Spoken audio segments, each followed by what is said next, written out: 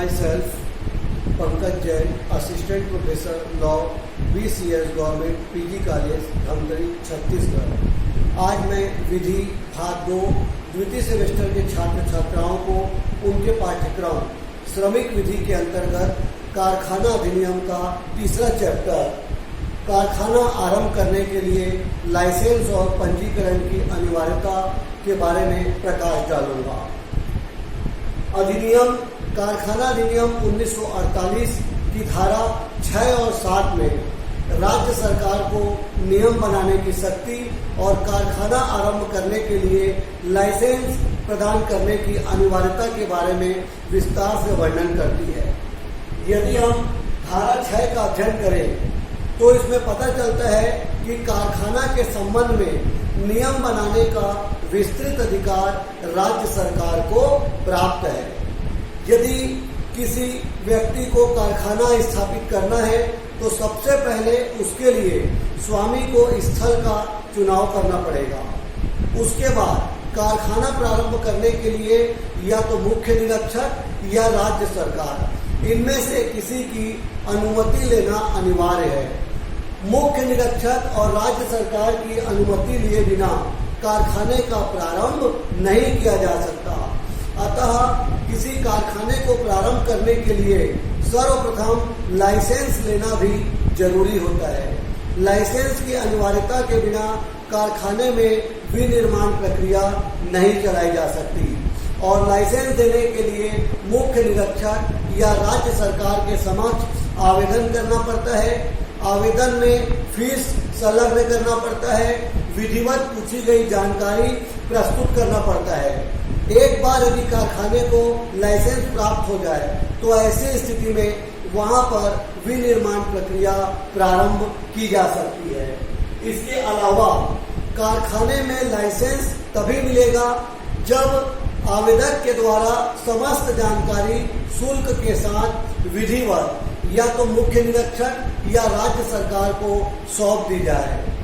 आवेदन मिलने के पश्चात राज्य सरकार या मुख्य निरीक्षक के द्वारा उस आवेदन की जांच की जाएगी और यदि प्रमाणित हो जाए कि कारखाना प्रारंभ करने से संबंधित सभी प्रकार की औपचारिकताएं पूरी कर ली गई है तो ऐसी स्थिति में लाइसेंस प्रदान कर दिया जाएगा। लेकिन एक बात ध्यान रखें, एक बार लाइसेंस मिलने के बाद भी समय समय पर उसका रिन्यूअल अर्थात नवीनीकरण करना बहुत अधिक आवश्यक होता है। अतः कारखाना आरंभ करने के लिए सर्वप्रथम लाइसेंस लेना अनिवार्य है। कारखाने का पंजीयन करना अनिवार्य होता है।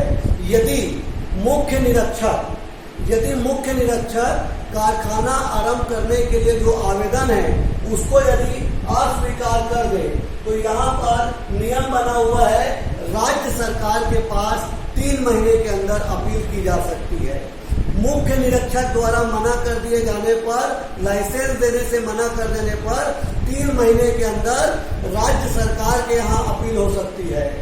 और राज्य सरकार भी यदि लाइसेंस देने से मना कर दे किसी भी कारण से तो ऐसी स्थिति में 30 दिन के अंदर आवेदक केंद्र सरकार के पास अपील दायर कर सकता है। इस प्रकार धारा 6 और धारा 7 में जो है कारखाना आरंभ करने के लाइसेंस लेने, पंजीकरण करने की प्रक्रिया के बारे में बताती है। अब आते हैं धारा 7।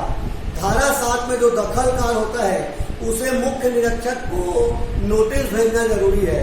दखलकार वह व्यक्ति होता है, ऑक्यूपायर, जिसका कारखाने की गतिविधि पर अंतिम कंट्रोल होता है, पूरा नियंत्रण होता है।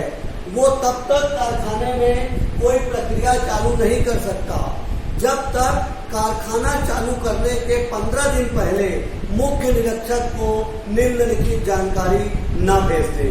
अतः दखलकार के द्वारा मुख्य निरीक्षक को निम्नलिखित जानकारी भेजना जरूरी है। पहला, कारखाने का नाम और स्थल।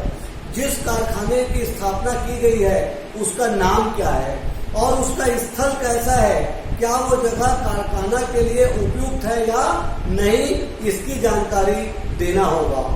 दूसरा, दखलकार का नाम और पता। दखलकार ऑक्यूपायर स्वयं अपना नाम, उसकी पूरी जानकारी, उसका अनुभव और उसका पता, पूरी जानकारी के साथ मुख्य निरीक्षक को प्रेषित करना अनिवार्य है।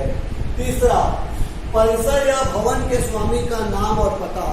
भवन का जो स्वामी है वही जगह का चुनाव करता है, तो परिसर या जो भवन का जो स्वामी है उसका नाम क्या है, उसकी अनुभव क्या है, कारखाना चलाने के संबंध में उसे क्या योग्यता प्राप्त है और उसका पता क्या है जिसमें उससे पत्र व्यवहार किया जा सके, इसकी पूरी जानकारी मुख्य निरीक्षक को देनी होगी। चौथा, कार्यालय का पता।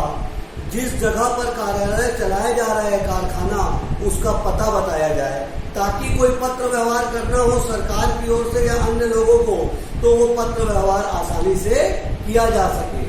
अतः कार्यालय का पता की जानकारी भी दखलकार के द्वारा मुख्य निरीक्षक को भेजी जाएगी। उपयोग की जाने वाली अश्वशक्ति का प्रकार।